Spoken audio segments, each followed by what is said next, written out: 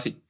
Bueno, ahí vamos a hablar ahorita del rendimiento, que también sería una medida para poder testear la red, hacer un test. Y se refiere como a la medida de la transferencia de bits a través del medio durante un periodo de tiempo, ¿no? De hecho, casi todas tienen relevancia similitud con la latencia.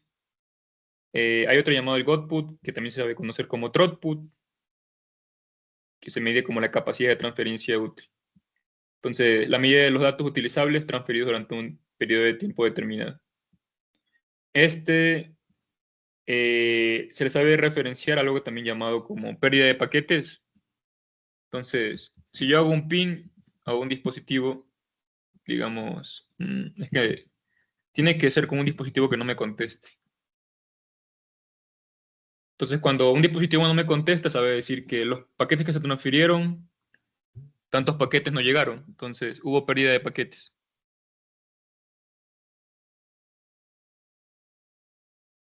Perdón, sí. Sí, hubo pérdida de paquetes, ¿no? Mejor hablamos Packet Tracer para que les pueda explicar esta parte. Sí, es que tengo que hacer el ping a un dispositivo que no me conteste. Entonces, como estoy aquí en mi computador, obviamente me va a contestar el router. Um, Voy a poner aquí un router y voy a poner aquí un computador y voy a conectar. Voy a usar cable directo. Esto ahorita vamos a tocar, que es esto de cable directo y cable cruzado, ¿no?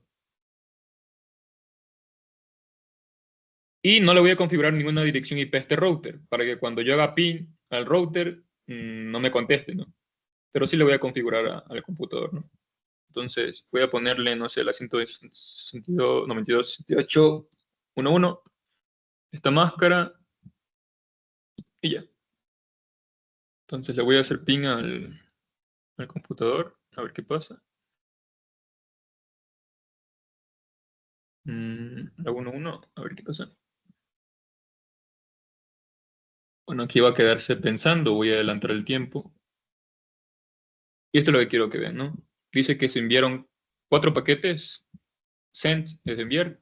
Se recibieron 0 porque obviamente no me contestó y la pérdida de paquetes fueron 4. Los 4 que envié se perdieron y las pérdidas son del 100%. También es una medida de poder hacer testeo de la red, si es que pasa algo, ¿no?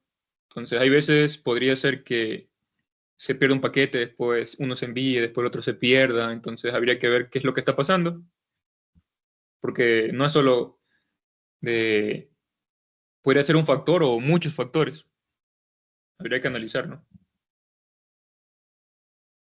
Desde la parte física hasta la configuración de los dispositivos, porque por ahí algo podría estar eh, haciendo que no funcione bien la comunicación.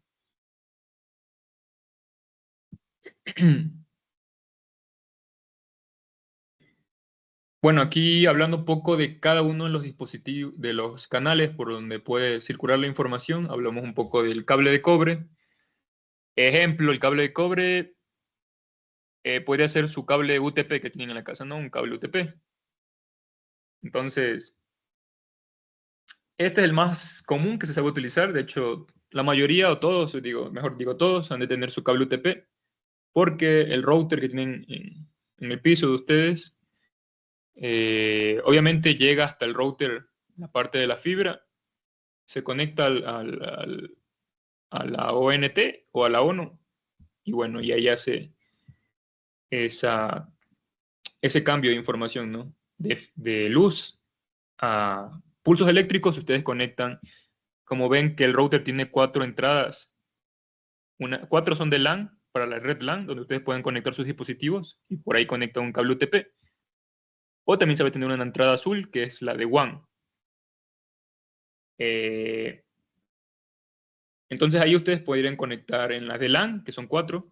Ustedes podrían conectar ahí un cable UTP, un cableado de cobre, y podrían cablear a su computadora. Si es que tienen la red muy lenta, y no solo están conectados de manera de Wi-Fi, podrían ahí hacer un punto de acceso y cablear hasta su piso, para tener una conexión más rápida, ¿no? Cable ahí. Pero también tiene sus limitaciones el cableado de cobre. Esta es una de las técnicas, de las formas más económicas hoy en día y es fácil de instalar, ¿no? Eh, la limitación es la atenuación, porque mientras se tienen más distancia a cubrir, o sea, el cable tiene que recorrer más distancia, la información tiene que recorrer más distancia, perdón, hay más atenuación de la información. Y mientras más hay atenuación de la información, hay más errores. Por lo que la información se podría, eh, comienza a haber errores, ¿no? Entonces la información se va perdiendo y según el estándar, bueno, es lo que se recomienda, pero ya hay más avances, ¿no? Con el cableado de cobre. Pero hasta hace un tiempo, lo máximo que se podría cubrir con cables UTPs era hasta 100 metros. Una vez que te pasabas de los 100 metros, ya comenzaba a haber muchos errores. Entonces, esto es eh, más con respecto a la parte de ideal, ¿no? No estoy diciendo que si llegas a los 100 metros recién va a haber errores. Es lo que se recomienda, pero podría ser que ya llegues a los 90 metros o los 80 y ya comienza a haber uno que otro error. Entonces se recomienda no llegar a esos límites, porque ya comienza a haber atenuación de la información y se debilita la señal, ¿no? Como hay pulsos, señales eléctricas que están viajando por el cableado de cobre, eh, obviamente va a ser susceptible a las interferencias por temas de interferencias electromagnéticas, ¿no? Como les pongo ahí, EMI. O también por interferencias de radiofrecuencia, o también saben llamarse diafonía o crosstalk.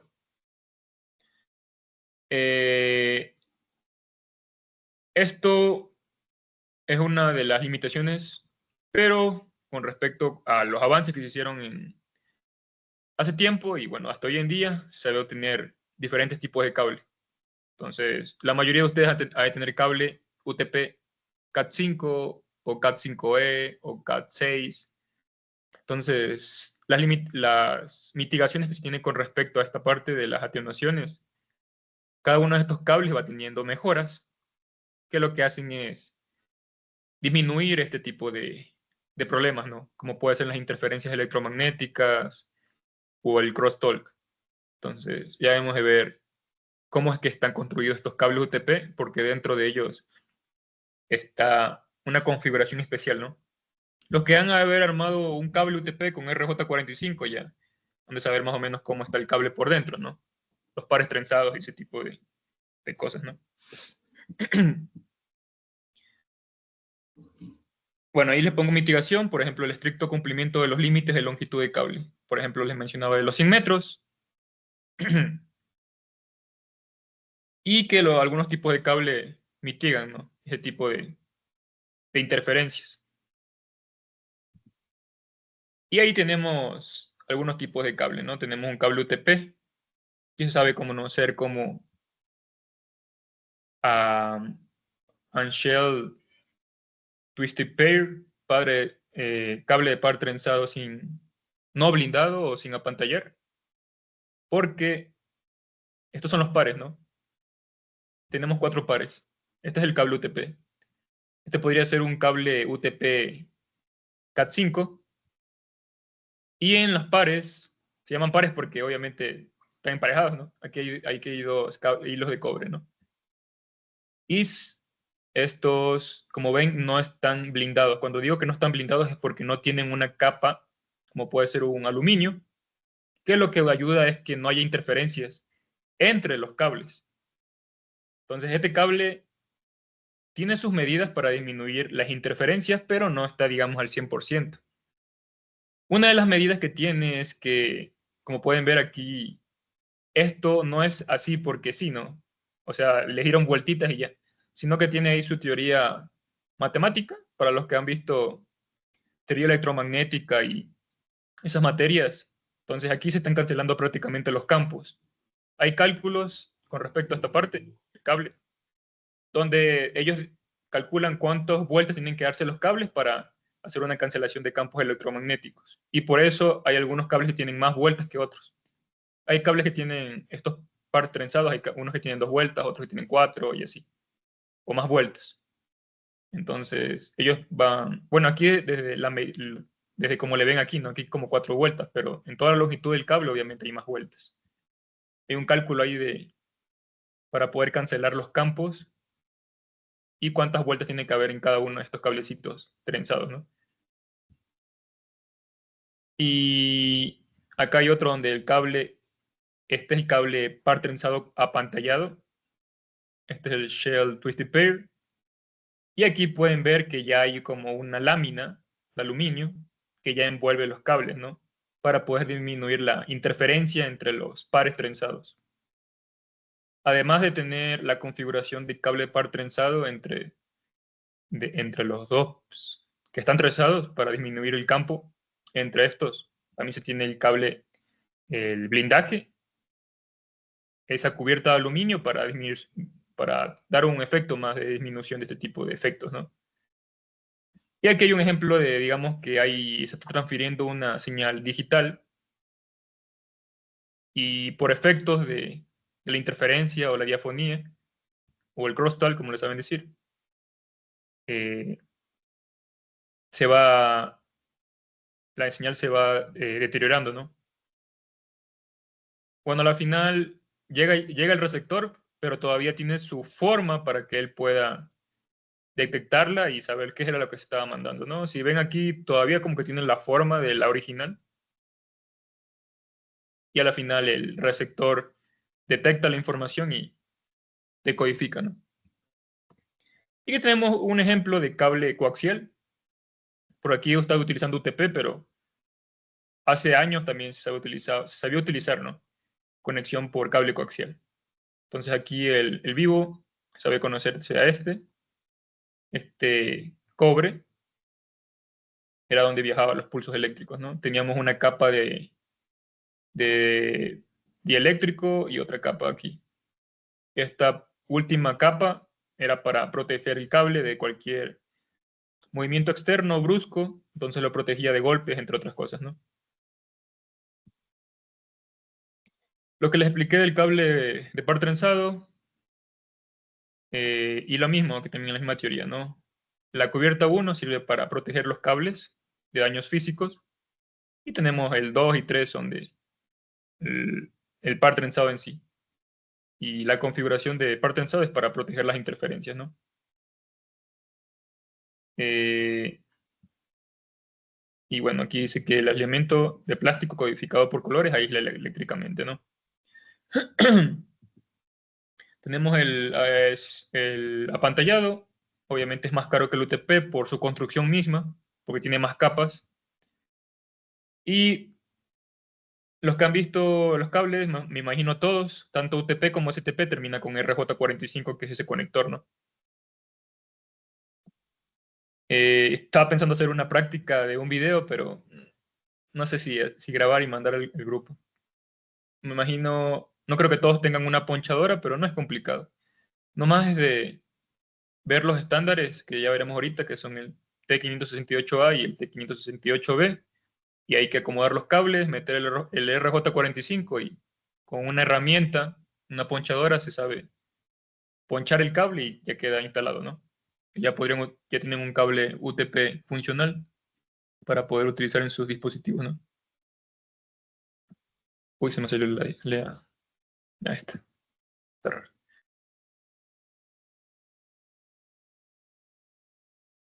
Y como saben, el cable apantallado, el que sabe tener esta cubierta de aluminio entre los pares, obviamente disminuye lo que les mencionaba, ¿no? Las interferencias electromagnéticas y las interferencias de radiofrecuencia. Da esa protección, ¿no? El cable coaxial, sus partes, como les mencionaba anteriormente, teníamos la cubierta exterior para proteger daños físicos. La parte 2, bueno, la sección 2, que era una lámina de cobre, y también servía como tipo escudo, ¿no? Para proteger la parte interior del cable, el cobre en sí, ¿no?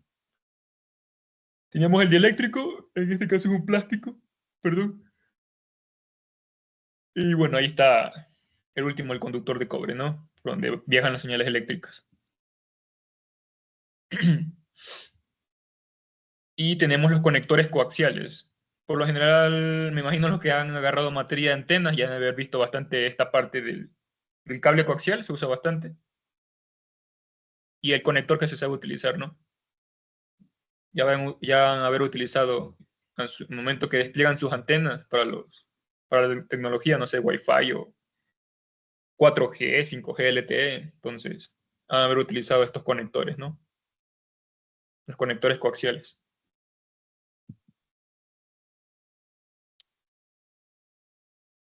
Más de la información que les mencionaba sobre propiedades del cable UTP, que lo que hacía la configuración de par trenzado es anular este tipo de efectos, ¿no? Variando el número de vueltas por par de hilos. Aquí están los estándares y cómo ha ido evolucionando la tecnología cableada. Entonces tenemos aquí el cable par trenzado 5, categoría 5, CAT5, categoría 5, y el categoría 5E. Entonces se ve de esta manera cómo van trenzando los cables por colores, y en la categoría 6 ya les metieron lo que es la parte del blindado para menorar más estos efectos de interferencias. Y cada uno de estos estándares tiene su tipo de cable, las longitudes, o sea, hasta dónde puede llegar, ¿no? ¿Cómo terminan los conectores? Las conexiones, la mayoría de estos utiliza RJ45, pero hay muchos más de estos, ¿no? Para conexiones de telefonía hay uno que se llama RJ11 y bueno, ahí sí hay una variedad de estos conectores. Pero los que más van a ver son los RJ45 de toda la vida. Como les pueden ver aquí, ¿no? Este RJ45. El cable, ordenan los cables con respecto al estándar, ya sea el T568B, y solo insertan el cable RJ45 y hay una herramienta que permite que esto lo fijen y ya estaría conectado, ¿no? Este cable ya podrían conectarle al router y el otro extremo lo conectarían a su computadora. Así es un ejemplo de un cable que está mal punchado, donde la funda de aquí, ¿no? No está totalmente arraigada o bien insertada el RJ45. Por lo que una mala fuerza podría hacer que esto se salga o que por ahí pase algo. Y bueno, obviamente alguien podría decir por qué no me está funcionando mi conexión a internet desde mi computadora. De hecho, esto pasa bastante cuando tú estás en redes. Tú puedes te están llamando y te dicen, oye, no tengo internet en mi computadora y vas a ver el cable y alguien ha ponchado mal. Entonces, es muy normal que pase por lo general esto. Y a veces hasta son ingenieros o técnicos, entonces es algo que tendrían que... No es difícil, es algo súper básico, solo tienen que hacerlo bien y que no les quede de esta manera, ¿no? El cable mal ponchado. Y esto es una terminación correcta, porque la funda ya está dentro del cable, tiene la longitud correcta y el cable, los pines que terminan con cobre están tocando esta parte, ¿no? Y ya está bien ponchado y esto realmente es bien resistente. Uno podría jalar con fuerza y no sale así nomás. Entonces aquí ya hay un cable correctamente ponchado. Y estos son los estándares, ¿no? Los estándares de cableado. Tenemos el T568A y el T568B. Estos estándares se usan hoy en día sí o sí. Por ejemplo, el T568B se sabe utilizar en conexiones a dispositivos finales. ¿A qué me refiero con esto? Es que, ejemplo, la conexión que ustedes tienen en el router de su casa, ¿se acuerdan que yo les dije que había puertos, ¿no? En el router. Hay 4 puertos, por lo general, o 5, los que haya, que son para conectar sus dispositivos finales. Ahí se sabe conectar el cable UTP y por lo general tiene esta configuración, el T568B. Ustedes conectan ahí el cable y del otro lado conectan su computadora, su lacto, su consola de videojuegos, no sé. Son dispositivos finales, ¿no? Y así es como se tienen los colores del RJ45.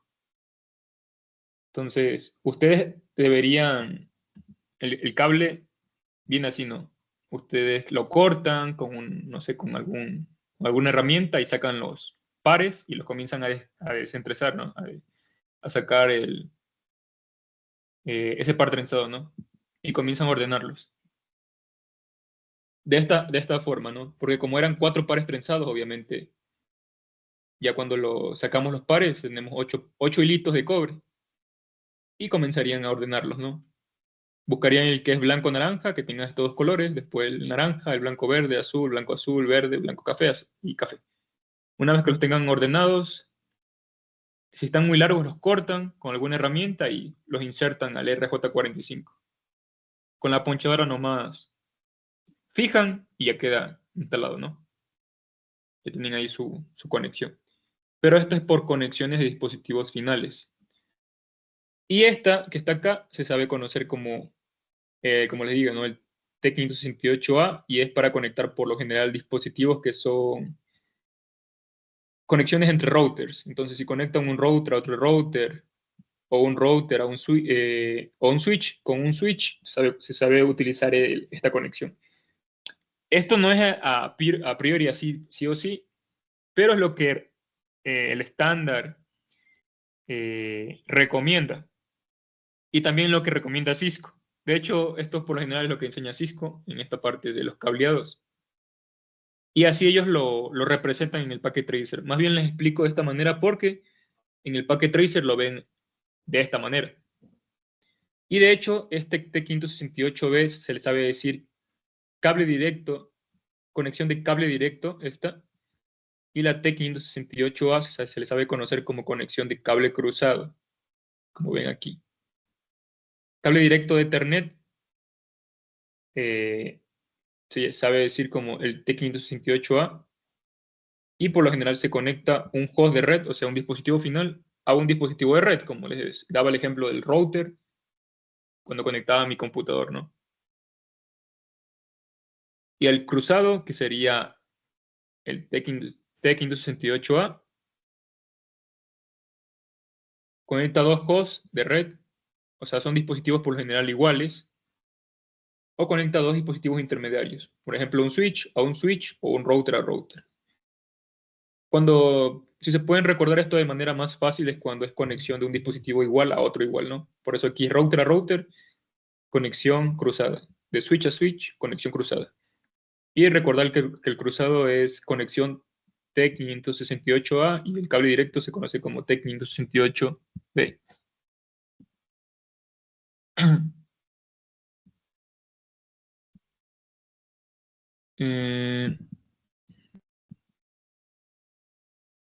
Sí, T568A. Bueno, voy a sacar esta parte, me está saliendo. ¿Dónde está? Ya. Voy a abrir el Packet Tracer para que esta parte esté un poco más entendible. ¿Ya abrió? Parece que sí. Ya. Y aquí es lo que yo me refiero, lo que les estoy explicando, ¿no? Tengo un router y tengo, digamos, otro router. Y digamos que acá tengo un computador y conectamos un end devices, que sería la computadora, digamos.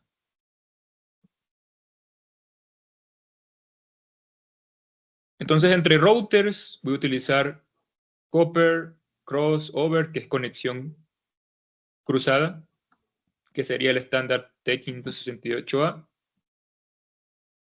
Y aquí en Cisco te lo representa de esta manera, con otros nombres. Pero este sería el T568A, conexión cruzada. Y el Copper Straight Through es la conexión de cable directa, el T568B. Y así más o menos serían las conexiones que te muestra Packet Tracer. Pero esta es como ellos saben conectar, ¿no? En el software. A ver si busco en Google más o menos. Creo que sí hay. Cable cruzado y cable directo. Packet Tracer. Sabe ver las conexiones que son las válidas, ¿no? Por lo general. ¿Dónde está? Por aquí está. Aquí está. Esto quiero mostrarles. Entonces aquí te muestra más o menos las conexiones, ¿no? Eso me olvidé de poner en la diapositiva. Uy, se salió. Aquí está. Bueno, hay algunas excepciones. Aquí les digo, ¿no? Cable directo, por lo general se conecta a dispositivos finales y también cuando los dispositivos son diferentes, ¿no? Entonces, si es de un router a un switch, cable directo. Si es de un switch a un computador, cable directo. Si es de un switch a un servidor, cable directo. También aplica a dispositivos finales, conexiones a dispositivos finales y a dispositivos diferentes, como puede ser un switch a un computador o un switch a un router. Si se entiende la idea, ¿no? Un switch a un access point o un switch a un wireless LAN controller. Cambio cable cruzado, por lo general para recordarlo, es conexiones entre dispositivos que son iguales. Entonces, un switch a un switch, un router a un router. Aquí también puede cambiar un poco, hay excepciones. Por ejemplo, también funciona la conexión de router a computador y así, ¿no? Esto es lo que se recomienda en el estándar, pero no quiero decir que no vaya a funcionar. De hecho, hay un protocolo que se llama Auto MDIX, creo que se llama. Que para que no haya errores con respecto a una mala conexión, este protocolo lo que hace es autodetectar cuando hay algún tipo de conexión indebida, ¿no? Y no quiere decir que no vaya a funcionar, sino que el protocolo trabaja para que, aunque se tenga otra conexión del otro lado o otra terminación, ya sea que utilice el TEC568A y realmente tendría que haber terminado como TEC568B, igual sabe funcionar. Este es un protocolo de Cisco, creo, no me acuerdo bien. O si era un estándar. Tendría que buscarles, ¿no? Pero, de hecho, este comando sabe venir aquí en las interfaces. A ver si está aquí. Voy a ingresar a una interfaz, no sé. Bueno, no existe, dice. Voy a ver qué interfaces están aquí que existe. Ah, son gigabit. Yo estoy ingresando a una interfaz que no existe, que es la fase de Ethernet. Gigabit 000. Auto, no, MDIX. A mí me acuerdo que se podía poner este comando. Creo que eran los switches. No está. Bueno, ya cuando lleguemos a la configuración de los routers, a las interfaces, ahí les vi, ¿no?, el comando este. Pero es para poder configurar las conexiones de este tipo de cosas, ¿no? Entonces, si es que se está usando una conexión que no es la correcta, igual el protocolo hace que funcione, el MDIX. Pero esto es con respecto a el estándar que les menciono, ¿no? Las conexiones que hay. Ya sea que utilices el directo o el cable cruzado.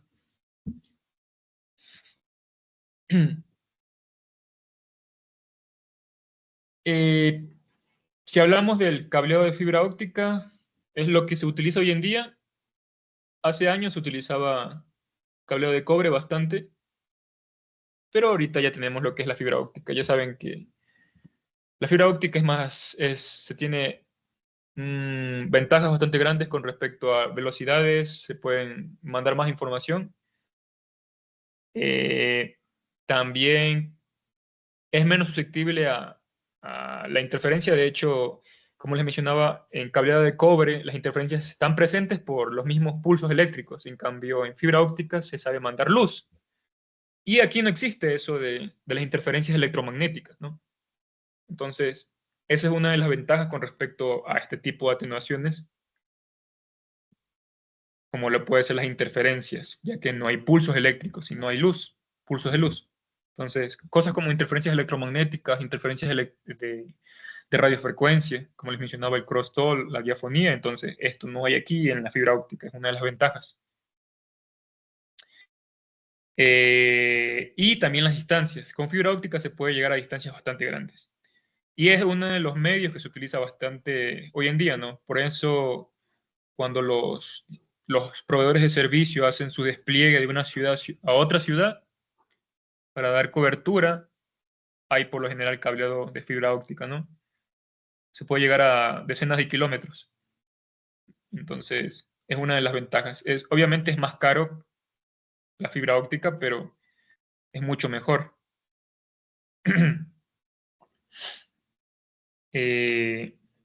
Como les decía, la fibra óptica utiliza LEDs o láser, que sirve como el transmisor, ¿no? De un lado está el LED o el láser mandando pulsos, y esto se interpretan como bits, ¿no? Si le hago una analogía, si está apagado el LED, obviamente es un 0, y si está encendido el LED es porque es un 1. Entonces, un ejemplo bastante básico, pero es como que va mandando ahí 1, 0, 1, 0, 0, 0, 0, no sé. Entonces, hasta que llega al receptor, él decodifica y puede ser que esa información sea un mensaje, un correo electrónico, y si me hago entender, ¿no? Pero va codificado como pulsos de luz.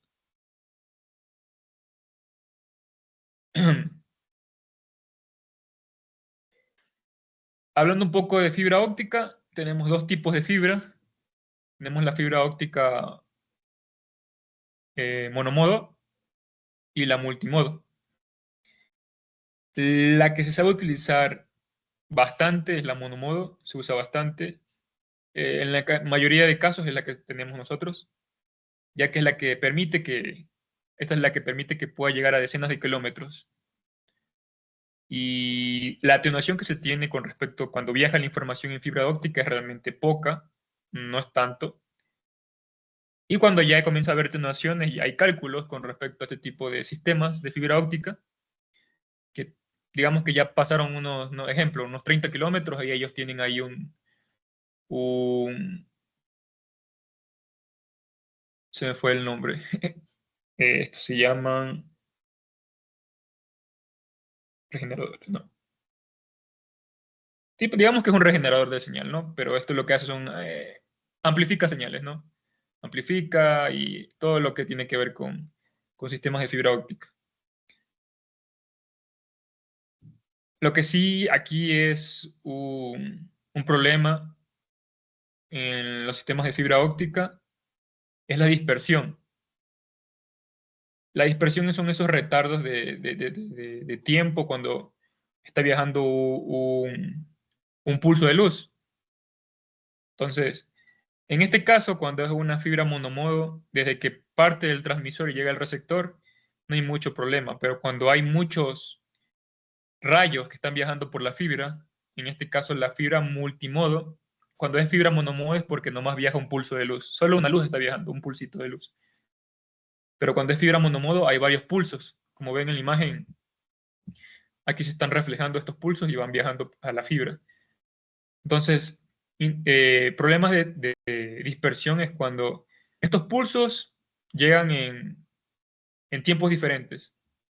Una de las tantas dispersiones que hay, porque hay bastantes, pero es un ejemplo poco general. Entonces, cuando hay casos de dispersión, los pulsos que llegan en tiempos diferentes, digamos que llega uno primero, después llega el otro, y hay un tiempo bastante grande en que van llegando los pulsos, puede haber errores de recepción en el otro lado, ¿no?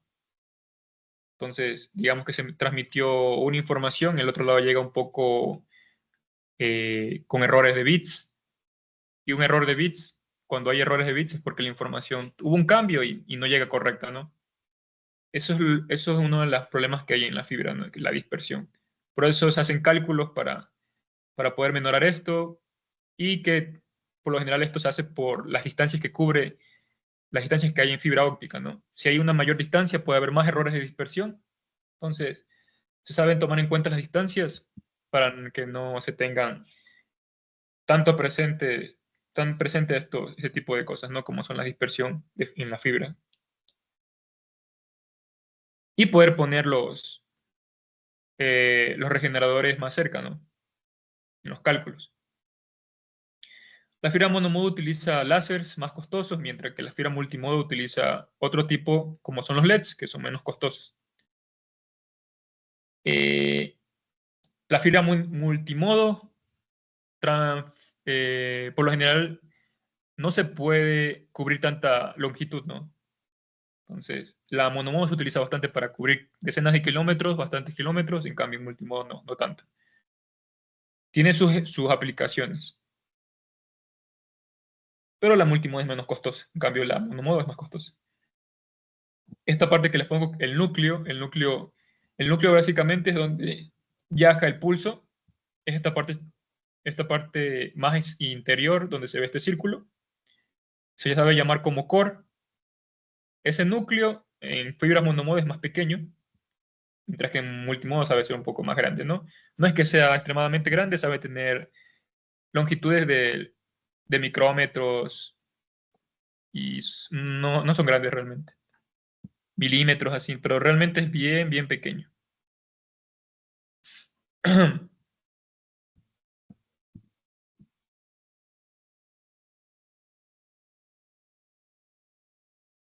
Usos en la fibra óptica, como les mencionaba, nosotros tenemos uno de los ejemplos de cableado, tenemos FTTH, sabe llamar como fibra a la casa, de las siglas Fiber to the Home, fibra a la casa, ¿no?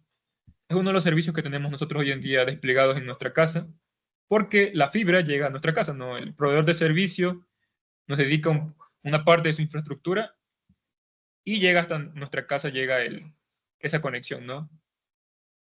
Esa fibra de dispersión es la conexión que llega a nuestra casa, el cliente a nosotros, y finalmente llega, han visto que es como una roseta y llega a nuestro router, hay una conexión ahí, sabe llamarse como la ONT o la ONU, y ahí nos llega el servicio, ¿no? La fibra a la casa.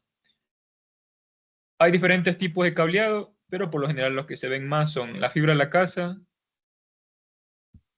y las redes empresariales que también saben utilizar. Para transferencias más altas de información, saben utilizar fibra, ¿no? Eh, no sé si aquí alguno ya ha hecho práctica o alguna gira técnica. Me acuerdo que cuando fuimos nosotros, cuando estaba yo en séptimo semestre, fuimos a Telsius. Ahí podemos ver la conexión de cableado submarino, ¿no? Cómo es que nos proveen en Internet, ¿no? A nosotros. Entonces, ahí en Punto Carnero, esa parte, de ahí viene la fibra y esa fibra óptica viaja por todo ese cableado de fibra, es un entorno submarino, ¿no? Entonces se tiene ahí un core bastante grande, de por ahí viaja toda la información de la red del Internet y es una red de fibra de cableado submarino. La fibra está sumergida ahí en el agua, ¿no? Entonces, esa conexión que llegaba ahí a esa empresa ya nos distribuye a todos los proveedores de servicio y ya saben, ¿no? Entonces aquí se dice que se utilizan para proporcionar soluciones confiables de alta velocidad.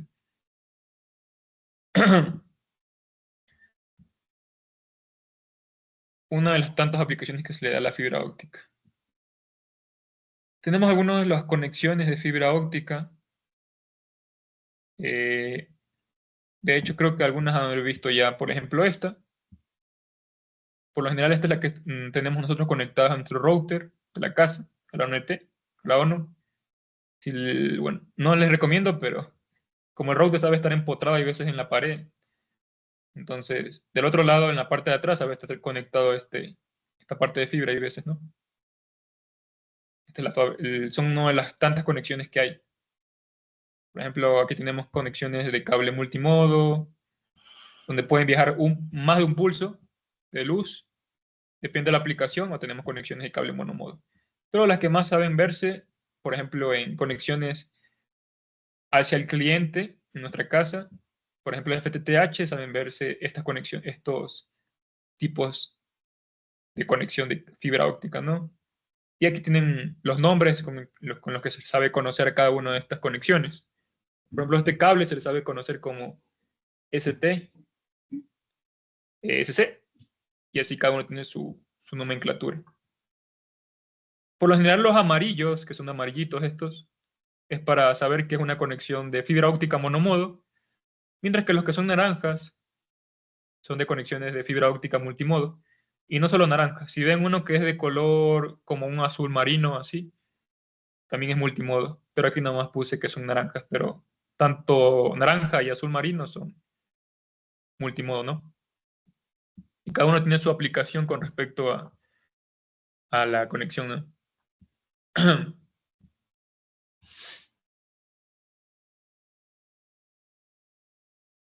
Aquí hay un análisis entre el cableado de fibra y utilizando cobre, como puede ser el UTP. Y obviamente en fibra, como pueden ver, se puede llegar a transferencias de información mucho más altas. De hecho, me acuerdo que cuando estaba trabajando, vi ahí conexiones extremadamente grandes cuando te pones a trabajar con routers de core, son los dispositivos que están en la red principal del proveedor de servicio. Y veía que eso podían trabajar con información de mayor a 100 megabits, perdón, a 100 gigas. Y yo decía, chut, bastante grande, ¿no? La conexión de este tipo de dispositivos. Uno nomás con 600 megas o 1 giga ya es feliz, pero obviamente por ahí está viajando toda la información. Esa, la saben decir como la red backbone. La red backbone, por ahí va a viajar toda la información de todos los clientes, por decirlo así, ¿no? Y entonces, tienen que manejarse enlaces con bastante capacidad. Y como pueden ver en la distancia, obviamente la fibra óptica cubre mayores distancias, mientras que el UTP llega máximo hasta los 100 metros de manera teórica, ¿no? Inmunidad, ya les mencioné que en fibra óptica no existe prácticamente, completamente inmune, peligros eléctricos, entre otras cosas, ¿no? De hecho, como ya les mencionaba, no hay pulsos eléctricos, sino que es luz. Y los costos, instalación y, entre otras cosas, obviamente en la fibra óptica es más alto, ¿no?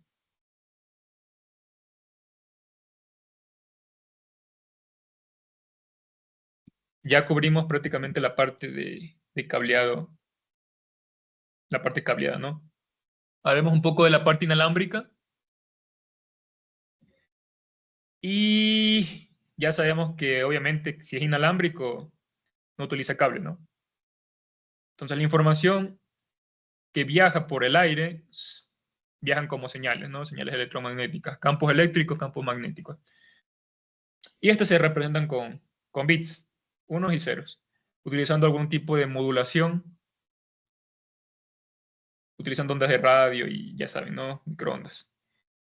Las limitaciones que se tienen con estas respecto al área de cobertura, obviamente esto es muy familiar porque uno cuando está en su red Wi-Fi, mientras se va alejando, obviamente pierde conexión, ¿no? El área de cobertura que tiene esta.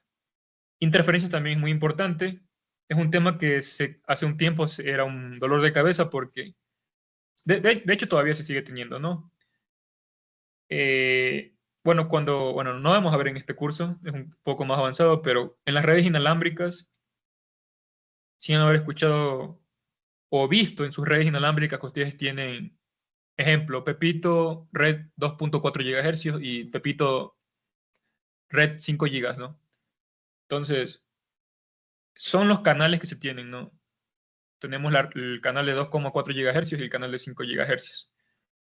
Por lo general, el que más tienen en sus casas es el 2,4, y en este canal realmente hay muchas interferencias porque el Wi-Fi en 2,4 es uno de las bandas en la que este trabaja, ¿no? Pero también hay muchas tecnologías que trabajan a 2,4. Entonces yo puedo estar con mi Wi-Fi ahí trabajando y por ahí conectado otro dispositivo que trabaja a 2,4 y entre ellos se están haciendo interferencias de cocanal de la misma frecuencia, ¿no? Y hay interferencias. Por eso, cuando le diga a su proveedor de servicio utilice la banda de 5 GHz es porque él sabe que en esta banda hay menos interferencias y su servicio es más alto, ¿no? Tiene mayor tasa de transferencia de bits, mayor ancho de banda y hay menos interferencias con respecto a esta cosa. Ejemplo, los microondas por lo general también son fuentes interferentes en bandas de 2,4 GHz. Eh, las luces fosforescentes también son bien interferentes con respecto a bandas de 2,4 GHz. No es que nomás el proveedor de servicios les pone en internet y ahí ya quedó la cosa. Mm, ya son muchos los fenómenos que podrían presentarse en su entorno del hogar para decir que la red está lenta. Tanto la infraestructura, porque cuando está viajando las ondas electromagnéticas, tienen que pasar por paredes, materiales, los que ya vieron propagación de ondas, radioenlaces, saben que cuando las ondas van viajando hay muchos efectos como son atenuaciones, reflexiones, difracciones y la onda al final puede llegar muy atenuada. Entonces, puedes tener la mejor internet, pero si estás con 1 metro de pared, te va a llegar la onda súper débil, ¿no? Entonces, por eso saben poner que repetidores, que access point para que la onda electromagnética se recupere, no haya una amplificación de la misma. Bueno, me fui por otro lado, pero por comentarles la parte de la interferencia que es bastante susceptible en los medios inalámbricos. La seguridad, esto también es muy importante porque eh, uno, como está utilizando el medio compartido que es el aire, cualquiera está utilizando el medio, ¿no? Un ejemplo es que tenemos la red abierta, una red abierta donde cualquiera puede ingresar al internet en el aeropuerto y todos están utilizando ese Wi-Fi, ¿no? Pero aquí viene el problema. Como es una red abierta, estás utilizando el Wi-Fi y el medio es compartido, o sea, el aire, por ese aire te está viajando todos los datos, todos los paquetes. Y por eso no se recomienda utilizar una red abierta donde tú vayas a ingresar tus datos sensibles, por ejemplo, tu cuenta de banco, y vayas a ingresar no sé, a hacer una transferencia. Y como esa red es abierta, cualquiera que tenga acceso a la red, en este caso todas las personas que están conectadas al Wi-Fi, podría hacer un análisis de tráfico utilizando, ejemplo, el Wireshark, podría ponerse a capturar paquetes y digamos que pasa algo por ahí y vio tu contraseña de inicio de sesión a la banca virtual. Y por eso es un problema bastante grande en las redes inalámbricas la parte de la seguridad. Por eso cuando vean una red libre, no vayan a... Ingresen si quieren, pero yo les recomiendo que mejor no ingresen. Usen sus datos, no sé. Pero no sería muy contraproducente, ¿no? No sabemos quién podría estar en esa red analizando los paquetes, buscando alguna vulnerabilidad y robando algún tipo de información sensible, ¿no?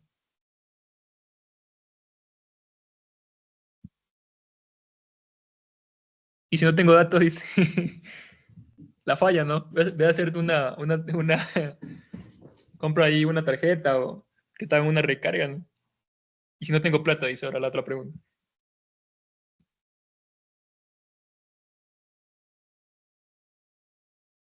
Y si no tengo teléfono.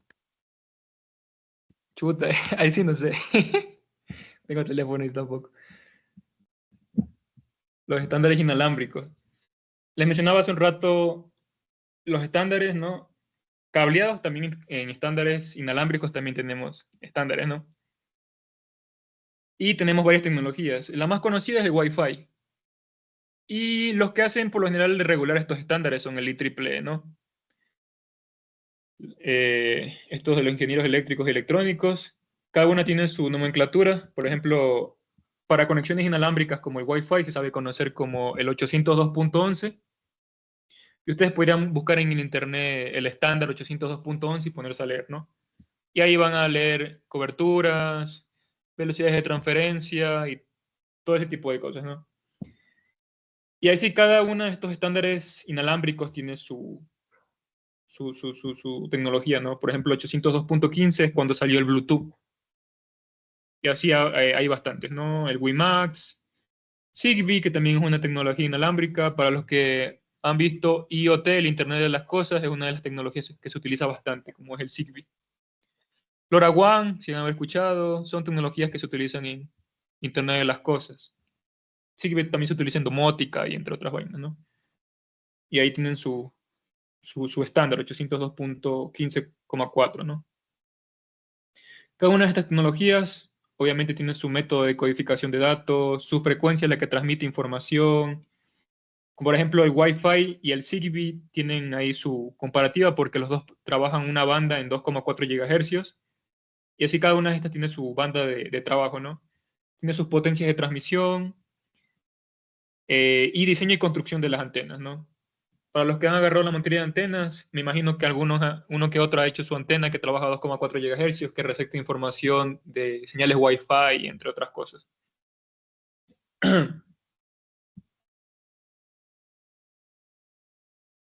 Y obviamente cuando uno tiene su red inalámbrica, los componentes principales sería el computador, ejemplo, que tiene su inalámbrica para poder conectarse a la red Wi-Fi.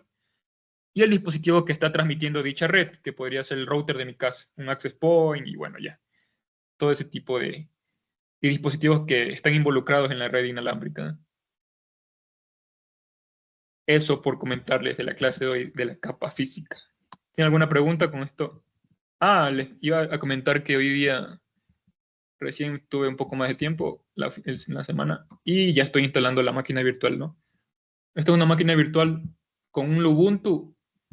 De hecho, la instalé en VirtualBox, pero cuando la exporte, ustedes van a poder tenerla, que la instalen en VirtualBox o en VMware y, y la importan, ¿no? Estoy instalando aquí el GNS3, instalando algunos sistemas para que ustedes podamos hacer aquí algunas prácticas. Aquí también instalé el Wireshark, que es uno de los programas que les mencionaba que sirve para analizar paquetes. El Wireshark, ¿no? Un sniffer. Y el GNS3. Esta máquina virtual le puse 4 GB, pero yo creo que debemos utilizar unas 8 GB, exagerado, ¿no? Pero con 4 GB ya es suficiente para poder funcionar. De hecho, hasta con 2 GB funciona, pero como vamos a encender algunos routers, entonces esto obviamente debería ser más alto. Si tienen una cantidad de RAM en su computadora bastante decente, 16 GB, ya estaríamos con eso bien, ¿no? Si tienen más, mejor. Pero ahorita estoy ahí instalando los, los dispositivos de red, ¿no? Estoy haciendo todavía unas pruebas, instalando los switches, los routers, y ahí ya vamos. Ya cuando les termine, posiblemente el miércoles, que será la siguiente clase, ya les paso. Para que instalen en su computadora, ¿no? Por ahora vamos a seguir con el Packet Tracer. Y de hecho aquí en el Packet Tracer también está la parte física, ¿no? Como les mencionaba, aquí está el cable directo, el cable cruzado.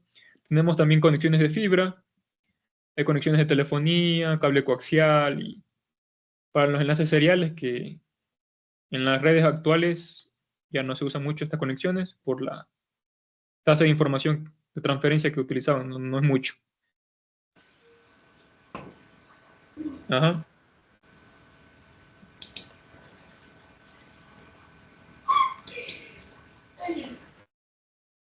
¿Tiene alguna pregunta? Sí, por favor, ayúdenme con el for de asistencia, por favor, chicos.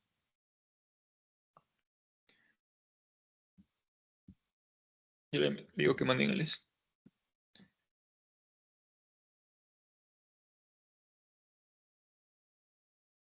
Ya deben mandar la asistencia para que puedan poner. Yo en mi casa tengo, dice.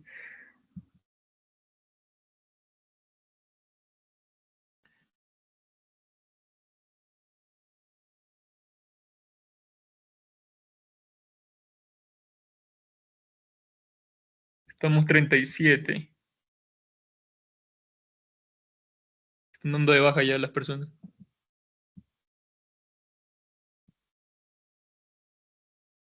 Está aburrido, dice. Z, Z, Z.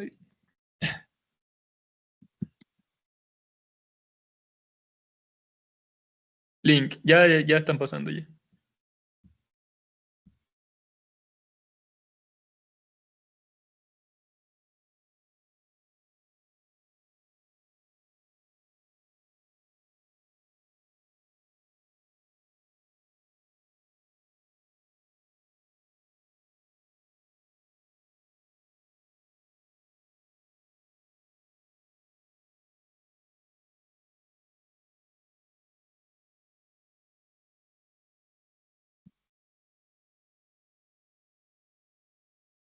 La próxima clase, la del miércoles, antes de entrar a la capa de enlace de datos, tengo que hacer un recorderis de codificación.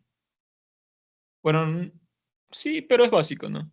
Ya me imagino que la mayoría ha visto cómo transformar a bits, ¿no?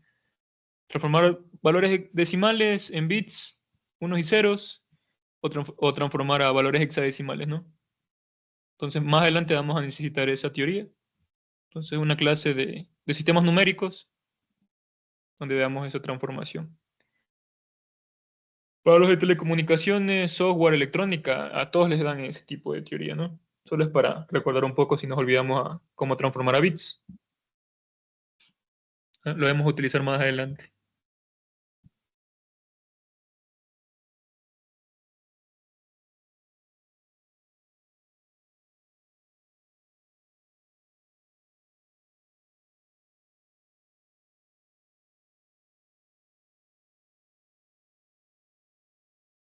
Sí, de hecho, vamos a enseñar desde cero, por eso estoy comenzando desde cero. No quiero asumir nada, por eso yo diría, ¿no? Ustedes ya saben codificar, entonces me salto la parte de transformar a bits, pero no es la idea. Entonces, vamos a ver desde cero cómo hacer esta parte de transformación de bits. Transformar a bits.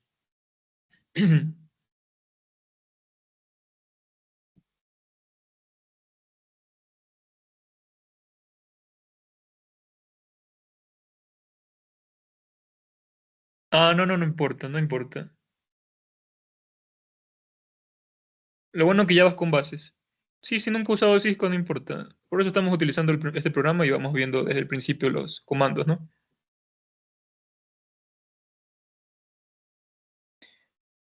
Bueno, yo creo que ya mismo han de pasar el for. Lo que pasa es que, no sé, no están contestando los chicos. Ya mismo han de pasar el for, ¿no? Si no, ya pasan y Se fueron a merendar. capaz que sí, ¿no? Yo todavía sin merendar aquí.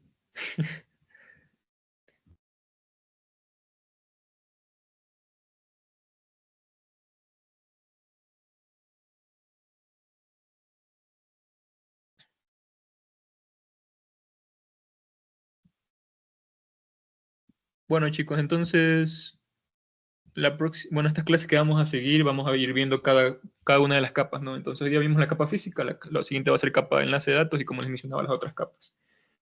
Y ya de eso, ahí sí ya vamos a ingresar un poco más a la parte práctica. Hay un capítulo que solo es de configuración de dispositivos, entonces ya no va a ser un poco tan aburrido, ¿no?